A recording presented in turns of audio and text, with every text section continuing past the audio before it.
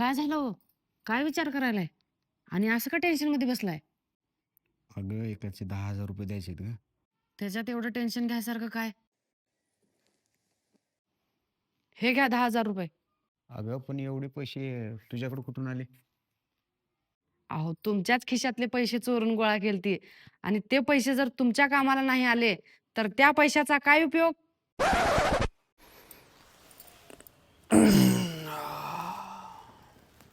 अहो पण पैसे कुणाला द्यायचे हे सांगितलंच नाही की.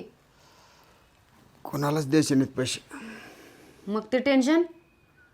ते मी असंच जरा व्हिडिओच्या बाबतीत विचार करत असतो. द्या मग माझे पैसे. कुठले तुझे पैसे? माझेच तर चोरलेले पैसे आहेत. नाही द्या. अरे नगद द्या माझे पैसे.